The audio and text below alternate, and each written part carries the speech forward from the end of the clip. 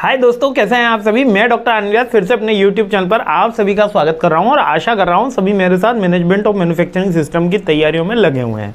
Unit 3 already complete हो चुकी है। बहुत ही इजी सब्जेक्ट है, बहुत स्कोरिंग सब्जेक्ट है और ऑपरेशन मैनेजमेंट का एक one of the most important subject के अंदर ये आता है। ठीक है, आइए 4th यूनिट जल्दी से देख लेते हैं। और अभी तक जिन्होंने अगर बुक परचेज नहीं करी है तो वो बुक परचेज कर सकते हैं। 849 रुपीज़ में पूरा का पूरा कोर्स अभी भी अवेलेबल चल रहा है। डिस्क्रिप्शन बॉक्स में लिंक है, तो वहाँ से अगर आप चाहते हैं कि आपको ऑपरेशन मैनेजमेंट के नोट्स अवेलेबल नहीं हुए तो आप परचेज कर सकते हैं। ठीक है, अब आ जाते हैं 4th यूनिट के अपने फर्स्ट टॉपिक के ऊपर। यह है कैपेसिटी प्लानिंग। अब कैपेसिटी प्लानिंग का बेसिक मतलब क्या है? कैपेसिटी प्लानिंग का मतलब है कि हम कितना बनाएंगे ये नहीं है ना। याद रखना, कैपेसिटी प्लानिंग कितना बनाएंगे वो तो मशीन आने के बाद डिसाइड होता है, वो तो प्रोडक्शन की स्ट्रेटेजी होती है। कैपेसिटी प्लानिंग का मतलब है, कैपेसिटी प्लानिंग का मतलब है हम कितना बना सकते हैं, बनाएंगे नहीं, कितना बना सकते हैं और उसके अकॉर्डिंग हमारी क्या रूट कॉज में स्ट्रेटेजी होने वाली है, उसके क्या पैरामीटर होने वाले हैं, हमारा इनबिल्ड इंस्टॉल्ड प्रोडक्शन कितना होने वाला है, वो कैपेसिटी प्लानिंग में आता है। हम कितना बना सकते हैं तो उसका मतलब कि हमारे पास 500 मशीन है और हर मशीन 100 यूनिट बनाती है, तो 500 × 100 50,000 यूनिट हम बनाएंगे। ये हमारी कैपेसिटी बिल्डिंग में स्ट्रेटेजी में आएगा। लेकिन कैपेसिटी बिल्डिंग की स्ट्रेटेजी तो तब स्टार्ट होगी जब कैपेसिटी का अपन को आइडेंटिफिकेशन होगा। तो प्लानिंग जो होती है वो एक तरीके का प्रोडक्शन स्टार्ट होने से पहले, हमारा मशीन आने से पहले की स्ट्रेटेजी होती है। इसके अंदर हम ये फिक्स करते हैं कि हमारी जो कैपेसिटी होनी चाहिए वो कितनी होनी चाहिए, हमको कितने लेवल तक की एफिशिएंसी अचीव करनी चाहिए। Like capacity planning and concerned of the efficient production and smooth operation. Its process to determining resources. Resources कौन से लगते हैं प्रोडक्शन में? मशीन लगता है, वर्कफोर्स लगती है, टाइम लगता है, मटेरियल लगता है, required to meet the anticipated customer demand within a specific time frame. यानी कि जो डिमांड है उसको मैच करते हुए हमारी कितनी कैपेसिटी होनी चाहिए कि इतने यूनिट हम बना सकेंगे, इतने यूनिट बना सकेंगे। तब उसके लिए हमको 3 चीज़ें चाहिए होगी, मशीन, वर्कफोर्स और रॉ मटेरियल। और टाइम तो वैसे 24 आवर्स ही होता है, लेकिन एक अपन को एक लिमिटेड टाइम फ्रेम के अंदर प्रोडक्शन। तो यहाँ पर प्रोडक्शन की कैपेसिटी अलग होती है और कैपेसिटी प्लानिंग की टर्मिनोलॉजी अलग है। अब फिर से मैं थोड़ा सा कंफ्यूज हुआ तो फिर से क्लियर कर देता हूँ। प्रोडक्शन की कैपेसिटी एक नंबर्स पे डिराइव्ड होती है, जो हमारे पास रिसोर्सेज होते हैं वो उनके ऊपर बेस्ड होती है। लेकिन कैपेसिटी की स्ट्रेटेजी डिमांड के ऊपर बेस्ड होती है कि भविष्य में 5,000 यूनिट की डिमांड है। जैसे भविष्य में हम कह देते हैं कि 5 लाख आर्टिफिशियल इंटेलिजेंस इंजीनियर्स की डिमांड है। एक आंकड़ा बोल दिया मैंने, वैसे 5 लाख की डिमांड रहने वाली नहीं है, बहुत ज़्यादा बड़ा अमाउंट बोल दिया मैंने। 50,000 भी रहे तो बहुत मुश्किल सी बात है। तो ये जो 50,000 की डिमांड है, इसको फुलफिल करने के लिए मैं आज स्ट्रेटेजी बनाऊंगा, मैं आज रिक्रूटमेंट का काम करूंगा। ये जब होगा भविष्य में, तो वही होती है कैपेसिटी प्लानिंग। क्लियर हो गया ना आपको? अब इसका बेनिफिट क्या होगा कि मेरे को भविष्य के बारे में कस्टमर की डिमांड, यानी भविष्य में 700 यूनिट चाहिए, भविष्य में 800 यूनिट चाहिए, भविष्य में 2000 यूनिट चाहिए, उसके लिए मेरे को आज तैयारी करनी है। अब उसके लिए मेरे को मशीन, मटेरियल, ह्यूमन रिसोर्स ये आज अरेंज करना है। इससे क्या होगा? कस्टमर की सर्विस इंप्रूव होगी क्योंकि मैं मैच कर पाऊंगा मेरा प्रोडक्शन, कॉस्ट रिड्यूस होगी, एनहांस एफिशिएंसी हो गया, सस्टेनेबल ग्रोथ होगा। वही जो 3rd यूनिट में अपन देखते हुए पॉइंट आ रहे हैं। अब टाइप्स कितनी होती है कैपेसिटी प्लान करने के लिए, तो वही जो अपन ने पहले भी पढ़ चुका है, लेग स्ट्रेटजी, लीड स्ट्रेटजी और मैच स्ट्रेटजी।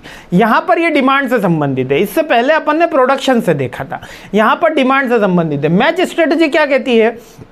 जितनी मार्केट में डिमांड है उतना बना दो। 100 यूनिट की डिमांड है 100 बनाओ, 200 यूनिट की डिमांड है 200 बनाओ नहीं। यहाँ पर अब आप वर्ड जो यूज़ करोगे प्रोडक्शन कैपेसिटी की जगह लिखोगे कैपेसिटी बिल्डिंग। यानी कि मैच स्ट्रेटजी ये कह रही है कि जितनी भी मार्केट में डिमांड है उतनी कैपेसिटी आप बिल्ड करिए। अब आप यूज़ कितना कर रहे हैं वो भी हो सकता है, क्योंकि अंडर कैपेसिटी में ही वर्क करते हैं। आज मैं आपको फैक्ट बताते हैं, जितने भी OM में वर्क कर रहे होंगे, अगर कोई जॉब में है, यदि मशीन की एफिशिएंसी 700 यूनिट बनाने की है तो कभी भी वो 700 यूनिट अचीव नहीं हो सकते। ये मैनेजमेंट भी जानता है। मैक्सिमम 630 यूनिट से ज़्यादा कंपनी मशीन बना ही नहीं पाती है। अब आप कहोगे सर 10% बहुत बड़ा डिफरेंस है। जी है, 10% के अंदर आपका लेबर का आइडियल टाइम आता है जिसमें लेबर वहाँ पे अवेलेबल नहीं होता है, कुछ ब्रेकडाउन का टाइम होता है, कुछ वेस्ट मैनेजमेंट का टाइम होता है, कुछ लंच का ब्रेक का टाइम होते हैं, इसके अलावा मशीन हीट भी करती है। तो सारे पैरामीटर्स को ध्यान में रख के 630 ही रहता है और मैनेजमेंट चाहता है बड़े बड़े बड़े बड़े बड़े 700 तक पहुंचे और इसी में ही प्रोडक्शन मैनेजर हमेशा 24 घंटे लगा रहता है। कितनी बार तो 50% भी अचीव नहीं हो पाता है ना। जैसे जैसे आप रियलिस्टिक वर्ल्ड में जाओगे तो चीज़ें कुछ अलग ढंग से देखने को मिलेगी। अब मैच स्ट्रेटेजी क्या कह रही है, जितनी डिमांड है इतना बना दो। लीड स्ट्रेटेजी क्या कह रही है, जितनी इतनी कैपेसिटी बिल्ड कर लो। लीड स्ट्रेटेजी क्या कह रही है, जितनी आपकी डिमांड है थोड़ा उससे ज़्यादा बना के चलो ताकि भविष्य में डिमांड बढ़ भी जाए तो हमको दिक्कत नहीं है। लैग स्ट्रेटेजी कह रही है जितनी डिमांड है उससे थोड़ा सा कम बना के चलो और भविष्य में जब एक्चुअल डिमांड आएगी तब आप इसको बिल्ड करना। अब इसको मैं थोड़ा सा एक नंबर्स के माध्यम से आपको समझा देता हूं जिससे आपको पूरा क्लियर हो जाए। सबसे पहला मैच स्ट्रेटेजी। मैच स्ट्रेटेजी कह रही है डिमांड आपकी, देखिएगा डिमांड है और यहां पर कैपेसिटी है। मैच स्ट्रेटेजी ये कह रही है कि अगर आपकी डिमांड 70 यूनिट की है तो आप 70 की कैपेसिटी का बिल्ड का प्लांट लगाइए, ठीक है। अगर आपकी डिमांड अब अपन आ जाते हैं लीड पे, है ना। लीड स्ट्रेटेजी ये कह रही है यदि आपकी डिमांड 80 की है तो आप 100 की कैपेसिटी का प्लान लगाइए। और लास्ट लैग स्ट्रेटेजी ये कह रही है यदि आपकी डिमांड 100 यूनिट की है तो आप 40 का प्लांट लगाइए, 50 का प्लांट लगाइए, यानी कि इससे कम का प्लांट लगाइए, यहाँ पर ज़्यादा और यहाँ पर इक्वल। आई होप तीनों चीज़ें समझ में आ गई होंगी। बहुत सिंपल सा है लेकिन नंबर से थोड़ा सा ध्यान रखना है। 3 तरह की स्ट्रेटेजी है कैपेसिटी बिल्डिंग में। अब कौन कौन से फैक्टर्स हमको कैपेसिटी बनाते समय ध्यान रखने चाहिए। सबसे पहला कैपेसिटी बिल्डिंग के लिए हमको डिमांड के बारे में पता होना चाहिए, हमें हमारे मेथड के बारे में पता होना चाहिए, बजट के अकॉर्डिंग भी हम कैपेसिटी बिल्ड करेंगे और इसको बिल्डिंग का जो टाइम होगा, लीड टाइम होगा वो भी करेंगे। रिसोर्सेज जो अवेलेबल हैं उनका भी ध्यान रखेंगे। फाइनेंशियल कंसिडरेशन, आपका बजट आ ही गया, और फ्लेक्सिबिलिटी कि हमारा प्लांट एक्चुअल में इतनी कैपेसिटी बिल्ड कर सकता है या हमको आउटसोर्स कराना है। आउटसोर्स अपने प्रोजेक्ट एंड आउटसोर्स वाले जो सब्जेक्ट है उसके अंदर और डिटेल के अंदर पढ़ेंगे। अब डिजाइन कैपेसिटी को एनालाइज करना। डिजाइन कैपेसिटी जो होती है, design capacity is also non theoretical capacity, refers to the maximum output a production system can achieve under ideal condition. अब याद रखना कुछ टाइप्स हैं, एक तो यूटिलाइज कैपेसिटी है, एक कमीशन कैपेसिटी है और एक डिज़ाइन कैपेसिटी है। तीनों ही मैं समझा देता हूँ, एक ही शॉट के अंदर आपको सारी की सारी चीज़ें समझ में आ जाएगी, मतलब वन टाइम। डिज़ाइन कैपेसिटी होती है maximum number can be achieved in the theoretical background. जैसे मैंने बोला था 700 यूनिट प्रोडक्शन की कैपेसिटी है, कितने की? 700। एक कंपनी की यदि 700 यूनिट प्रोडक्शन की कैपेसिटी है तो वो डिज़ाइन जो कहोगे आप तो वो 700 यूनिट का कहोगे, लेकिन पूरा शिद्दत से काम किया जाए, सारे वर्कफोर्स लगा दिया जाए, सारा मैनेजमेंट हाईली एग्रेसिव होकर भी काम करेगा, तब भी हम मैनेजमेंट को पता है 630 से ज़्यादा ये नहीं अचीव कर सकते। इसको कमीशन यूटिलिटी बोलते हैं या कमिटमेंट यूटिलिटी या कमीशन यूटिलिटी बोलते हैं। अब मान लो इतना तो बनाना था, लेकिन अब बना कितना? ये हमेशा कमीशन से कम ही होगा, इससे भी कम ये होगा और इससे कम ये होगा। मान लो 600 यूनिट बना तो हमारा यूटिलिटी होगा 600 यूनिट, कमीशन होगा 630 और डिज़ाइन यूटिलिटी होगा 700। समझ में आया? बहुत सिंपल सा टर्म है। जो थ्योरेटिकल बैकग्राउंड पे ऑन पेपर इतना बनाया जा सकता है, वो कहलाती है डिज़ाइन कैपेसिटी के। इतने प्रोडक्शन के लिए हमारी जो कैपेसिटी है, हमारे मशीन, मटेरियल, रिसोर्सेज अवेलेबल हैं, वो इतने कैपेसिटी बिल्डिंग के लिए अवेलेबल होते हैं, ठीक है। अब बेनिफिट क्या होगा डिज़ाइन कैपेसिटी का?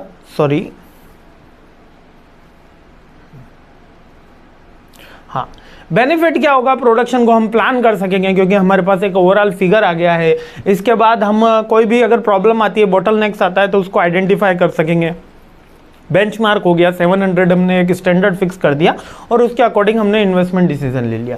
अब एनालाइजिंग डिजाइन कैपेसिटी को जब हम एनालाइज कर रहे होंगे कि ओवरऑल कितने बनाए जा सकते हैं, तो उसमें कौन कौन से पॉइंट हमको ध्यान में रखने हैं। हमको हमारा इक्विपमेंट, हमारे रिसोर्सेज ध्यान में रखने, मशीन मटेरियल और ह्यूमन रिसोर्स, जिसमें लेबर भी आ गए, इक्विपमेंट भी आ गए, रॉ मटेरियल भी आ गया, प्रोडक्शन प्रोसेस आ गया और लीड टाइम यानी प्रोसेस का टाइम आपको ध्यान में रखना है। नेक्स्ट है अब कौन कौन से मेथड से डिज़ाइन कैपेसिटी एनालाइज करी जा सकती है। सिंपल से, एक तो इंजीनियरिंग का कैलकुलेशन का मेथड, कितना मटेरियल है, इतना मशीन है, इतने वर्किंग आवर्स हैं, तो हम इतनी चीज़ें बना सकते हैं। लाइक अब मैं इसको आसानी से समझा देता हूँ आपको। क्या कह रहा हूँ कि 2 लेबर मान लेते हैं 2 दिन के अंदर 40 यूनिट बनाते हैं, तो टोटल कितना बनाएंगे, 4 4 चौक 160, हाँ 160 यूनिट उनकी बनेगी। अब ये 160 यूनिट ये नॉर्मल इंजीनियरिंग कैलकुलेशन हो गई कि ये नंबर्स रहे, डेटा रहे। अगर 4 लेबर कर दूंगा तो 4 × 2 × 40, ठीक है, सारे इसी तरीके से कैलकुलेशन चलते रहेंगे। तो ये क्या हो गया अपना इंजीनियरिंग कैलकुलेशन कि इतनी मशीन है, इतना मटेरियल है, ये नॉर्मल चीज़ें। एक होता है टाइम और मोशन, यानी कि यहाँ पर स्किल्ड अनस्किल्ड वर्कर चेंज किया जाएगा। एक सिमुलेशन मॉडल, यहाँ पर एक प्रोटोटाइप बना के चेक किया जाएगा। यही सारे हम डिज़ाइन बिल्डिंग में चेक करते हैं। इसके अलावा डिज़ाइन बिल्डिंग के लिए चैलेंजेस क्या है, इसके आइडियल कंडीशन को एज्यूम करना, इसके एक्सटर्नल फैक्टर्स को एज्यूम करना और हमारे मेंटेनेंस रिक्वायरमेंट को भी चेक करना है। ये इसके बेसिक एजम्पशंस होती है जो डिज़ाइन कैपेसिटी के अंदर थोड़ा सा सही से कैलकुलेट नहीं हो पाती। आई होप क्लियर हो गया, बहुत ही सिंपल है। अब install capacity and commission capacity, ऐसे तो डिज़ाइन कैपेसिटी ओवरऑल हो गई, डिज़ाइन कैपेसिटी को ही इंस्टॉल कैपेसिटी भी बोल देते हैं। इंस्टॉल कैपेसिटी क्या है, install capacity are refers to the maximum theoretical output. अभी मैंने डिज़ाइन कैपेसिटी भी वही बोला था ना, इंस्टॉल कैपेसिटी भी वही है, मैक्सिमम थ्योरेटिकल आउटपुट, यानी कि इतना तो बना ही सकते हो, मैक्सिमम है ये, वो इंस्टॉल कैपेसिटी है। और जो हमारा कमीशन कैपेसिटी है या मैं कमिटमेंट कैपेसिटी है, दोनों याद रखना, कमिटमेंट बोल दो, कमीशन बोल दो, दोनों कैपेसिटी के अंदर इतना होता है जो प्रैक्टिकली पॉसिबल हो। सर आप दिन के अंदर 40 बैंक अकाउंट खोल सकते हो, प्रैक्टिकली तो 2 ही पॉसिबल हैं, तो वो कमीशन के अंदर आ गया, लेकिन थ्योरेटिकली तो 40 खोल लो, है ना। यही सारी चीज़ें, इनमें डिफरेंस पूछा जाता है। एक तो थ्योरेटिकल होता है, इसमें एक्चुअल में बात करी जाती है, यहाँ पर इक्विपमेंट के बारे में बात करी जाती है, यहाँ पे मैन पावर के बारे में भी बात करी जाती है ना। और लीन मैन्युफैक्चरिंग का भी इसके अंदर यूज़ किया जाता है, ठीक है। अब यूटिलाइज कैपेसिटी, तीनों चीज़ें मैं बता ही चुका हूँ। यूटिलाइज कैपेसिटी वो नंबर्स होते हैं जो एक्चुअल में हमारा प्रोडक्शन हुआ होता है।